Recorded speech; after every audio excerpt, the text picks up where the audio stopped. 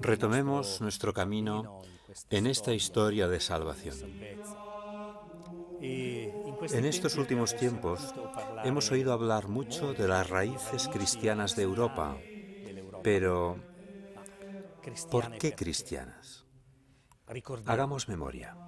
Estamos ya en el siglo IV. La fe cristiana y su mensaje están enraizados y comienzan a crecer y expandirse con gran fuerza. Hombres, mujeres, monjes, obispos, enamorados de Cristo, los cuales, como nos ha recordado el Papa en su carta con motivo del final del gran jubileo del año 2000, embriagados de Cristo, recorrieron los caminos del mundo llevando el mensaje del amor de Cristo. Hombres a quienes les preguntaban, ¿qué debemos hacer ahora? Respondían lo que Pedro decía en el famoso discurso recogido en los Hechos de los Apóstoles. Ahora, para salvaros de esta generación perversa, haceos bautizar reconociendo vuestros pecados, para que el perdón que os otorgó el Espíritu Santo se transforme en acción, se convierta en misión, sea realidad con la propia vida. Como consecuencia de este anuncio, sentido y escuchado por muchos, comienzan a surgir monasterios, iglesias, capillas, lugares donde los cristianos dejan huella visible de su presencia, elevando sus oraciones a Dios y manifestando a los hombres que encuentran su amor por Cristo. A través de las calzadas romanas, la fe en el Evangelio de Cristo se difunde por toda Europa. Desde aquí, la puerta salaria parte la Vía de la Sal, que alcanza la costa adriática y desde allí se extiende hacia la Europa del Este o hacia Grecia y Constantinopla. Por otra parte, por la Vía Apia se llega a Capua, Benevento, Canosa y los puertos de Puglia, que son la salida natural de Roma hacia Oriente. También está la calzada consular Casia, columna vertebral de la red viaria itálica. Con la Vía Aurelia, de la cual se han conservado gran número de trazados y por la que discurren hoy en día numerosas carreteras, el Evangelio llega al norte a través de Francia y más allá. Por lo tanto, es desde Roma, desde la sede de la Cátedra del Vicario de Cristo en la tierra, desde donde surge y se difunde la fe cristiana. Así pues, los católicos comienzan a extenderse por toda Europa. Por los caminos de Europa empiezan a sembrar para hacer crecer el gran árbol de la Iglesia. ¿Y cuál es el fruto de este crecimiento? Sobre todo, la cercanía a los pobres y el darse cuenta de que existen personas, hombres y mujeres, que tienen necesidades, que proclaman su indigencia, que reclaman sus derechos.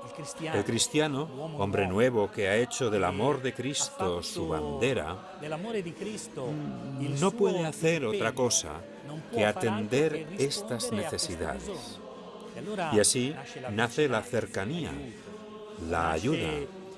Nacen todas las instituciones que ayudan a grandes y pequeños, nobles y gentes de toda condición social.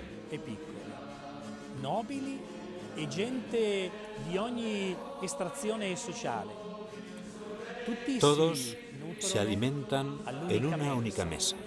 Se sientan a la gran mesa de la Eucaristía y del pan eucarístico reciben constantemente nueva vida para la humanidad. La Iglesia crece, se convierte en el lugar donde todos los hombres se pueden encontrar sin distinción de razas o categorías sociales.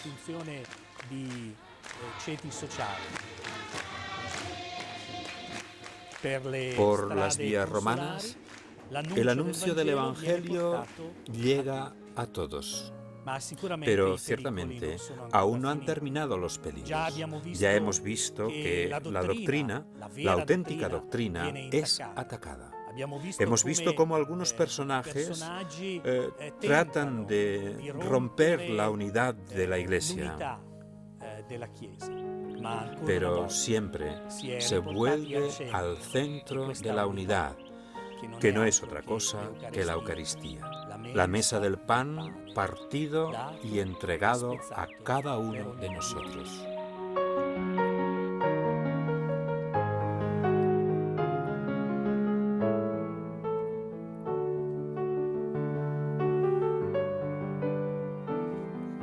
Estamos en Milán, precisamente ante la iglesia dedicada a San Ambrosio, santo patrón de la ciudad.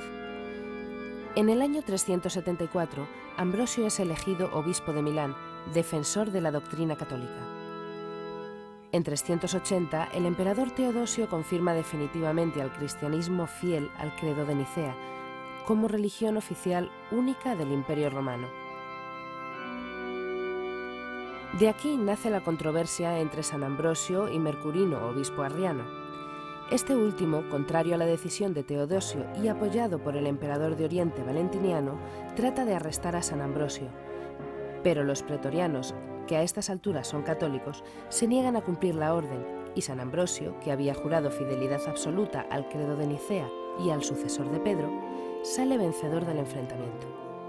Así pues, San Ambrosio, reafirmado por el afecto y la fidelidad del pueblo milanés, dará un fuerte impulso a la construcción y embellecimiento de las iglesias, entre ellas la de San Eustorgio, en la que la piedad popular sitúa la sepultura de los Reyes Magos. San Ambrosio está tan enraizado en la cultura de la ciudad de Milán que incluso la liturgia propia del lugar presenta una serie de características que han perdurado hasta la actualidad.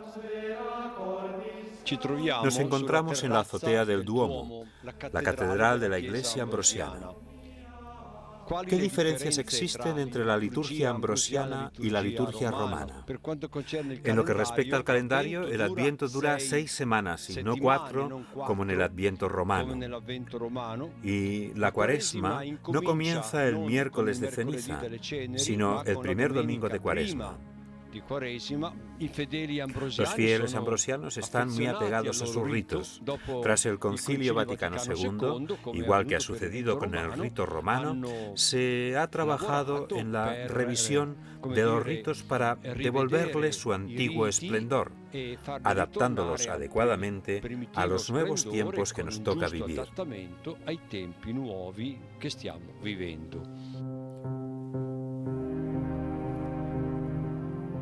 Mientras tanto, en Roma, Dámaso I, del cual nos queda en la ciudad una iglesia dedicada a él en el Palacio de la Cancillería, tiene que enfrentarse a la ambición de Constantinopla. Dámaso I reacciona y confirma que los poderes conferidos por Cristo pertenecen al sucesor de Pedro, cuyo primado está indiscutiblemente ligado a la ciudad de Roma. Durante el Sínodo romano del año 382, Dámaso I declara que la Iglesia de Roma debe su primado a los poderes conferidos por Cristo al apóstol Pedro, no a un concilio. Dámaso I tiene también el mérito de haber pedido a San Jerónimo, amigo suyo, la preparación de la traducción al latín de los textos del Evangelio. Textos que hasta el día de hoy siguen siendo leídos en las iglesias de todo el mundo. Y San Dámaso también será consciente de que la Iglesia está fundada sobre la sangre de los mártires. Por ello, da un gran impulso a la restauración de las catacumbas, lugares sagrados donde todavía reposan los restos de miles de mártires que nunca negaron su fe cristiana, fueron torturados y asesinados. San Dámaso hizo erigir una lápida conmemorativa esculpida en la iglesia de San Calixto que recuerda a los miles de fieles que peregrinan desde todo el mundo que, por amor a Cristo, se puede ofrecer la propia sangre. También tiene Dámaso el mérito de definir como apostólica la sede del obispo de Roma. De manera que su sucesor, Silicio, que subió al solio pontificio en el año 384, fue el primero en tomar el título de Papa, que significa Padre.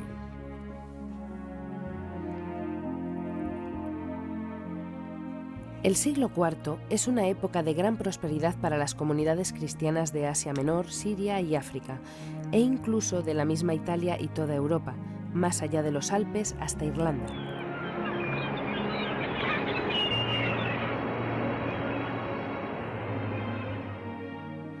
Los mártires cristianos suelen identificarse con el Coliseo de Roma, pero la verdad es que durante más de 3 siglos fueron torturados y asesinados a miles en todo el territorio del Imperio Romano.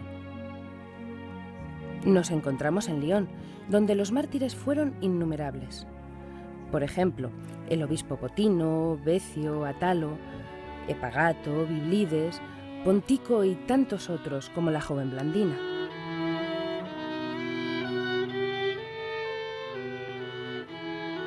Aquí en Lyon se siente una veneración profunda por los mártires fundadores de nuestra Iglesia. Tertuliano dijo que la sangre de los mártires es la semilla de nuevos cristianos. Pues esta semilla está en la historia de Lyon. Esta semilla fue plantada en el anfiteatro romano de las Tres Galias, en la confluencia entre el Gaona y el Ródano. Aquí hizo una visita el Santo Padre en 1986, cuando vino a Lyon. Y todos apreciaron, incluso los armenios, ortodoxos y protestantes, que el Santo Padre iniciase su viaje en aquel lugar donde los primeros hermanos derramaron su sangre por nosotros. Pero, ¿quiénes fueron aquellos primeros mártires? Eran simples diáconos, sacerdotes, hombres, mujeres, muchachas asesinados por su fe.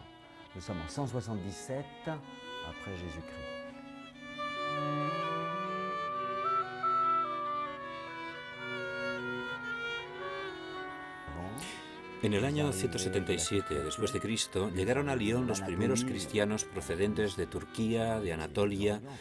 Vienen de Oriente, de las grandes ciudades citadas en el Apocalipsis, Esmirna, Éfeso.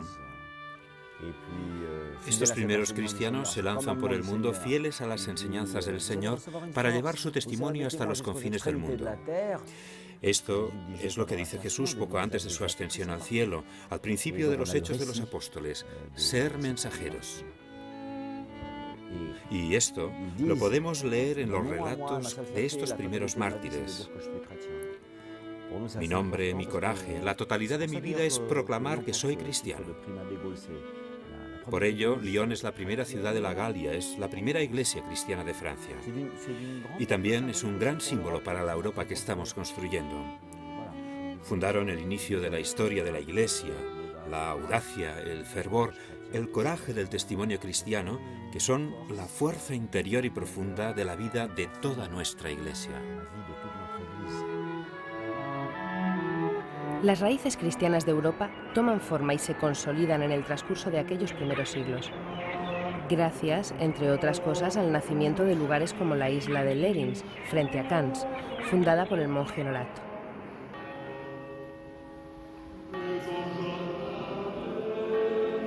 Hoy en día no queda nada de las edificaciones originales de aquella primera comunidad de monjes, pero en aquellos primeros siglos esta isla fue un importante nudo de comunicaciones para la construcción del pensamiento cristiano en todo el norte de Europa.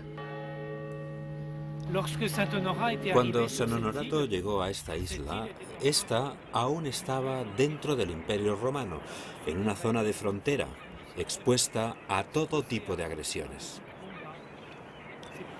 Por ello, los monjes tuvieron que construir una torre para poderse refugiar, la cual, poco a poco, fue transformándose en un monasterio.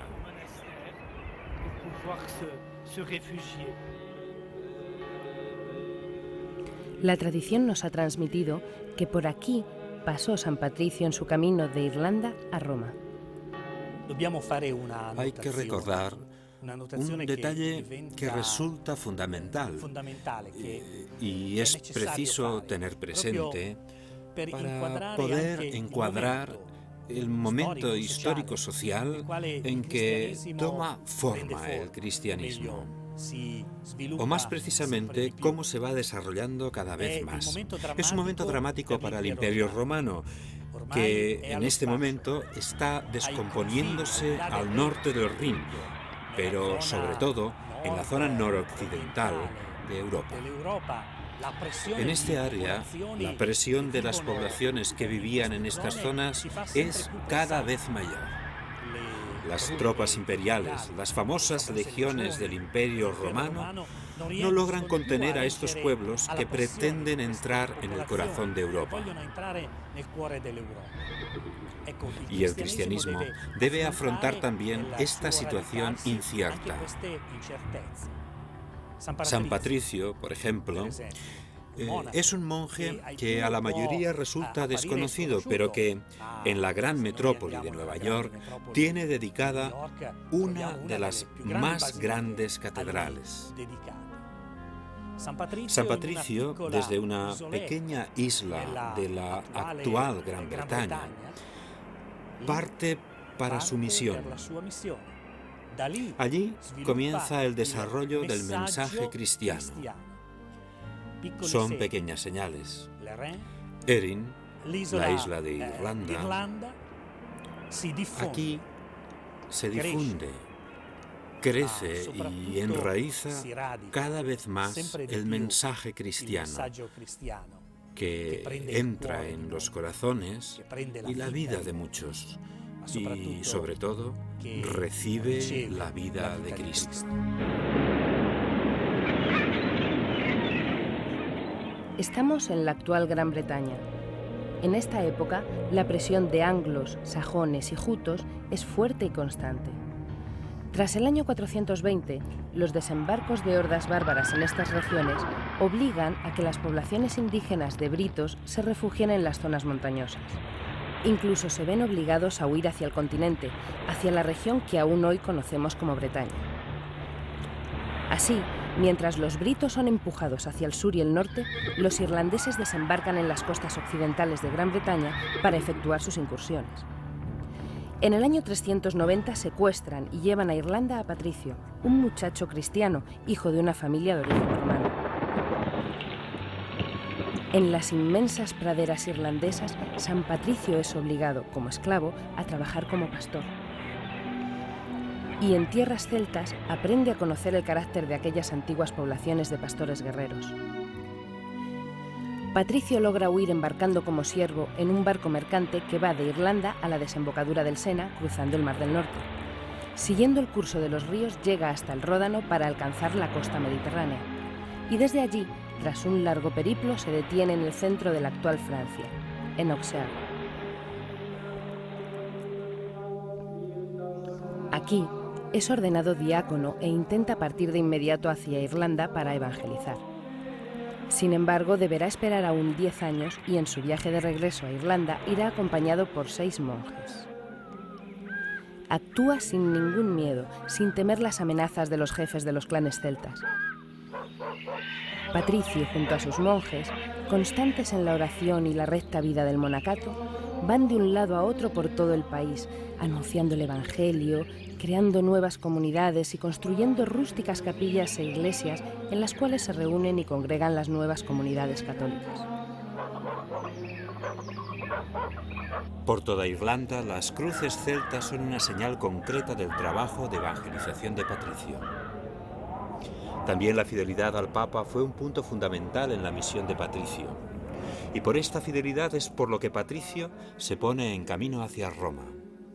Se arrodilla ante el Papa León Magno, que escucha con alegría las nuevas sobre la Iglesia de Irlanda, hija fiel del papado. Desde Roma, Patricio vuelve a su Irlanda y, cuando muere, comienza a ser venerado por su pueblo como apóstol y padre de la Irlanda cristiana. Es así como Patricio deja una Irlanda cristianizada. Y aún en la actualidad, siglos más tarde, sigue presente en el corazón de todos los irlandeses donde quiera que estén. Como aquí en Nueva York, donde le han dedicado una catedral famosa en el mundo entero.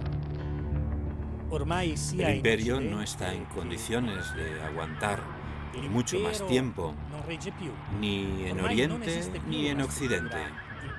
No existe una estructura capaz de sostener la estructura propia de la Iglesia. Así que el obispo se convierte en punto de referencia de su territorio. una autoridad a la que acudir para poder resistir los ataques que deberán afrontar en los siglos venideros la Iglesia, la sociedad y la misma Europa.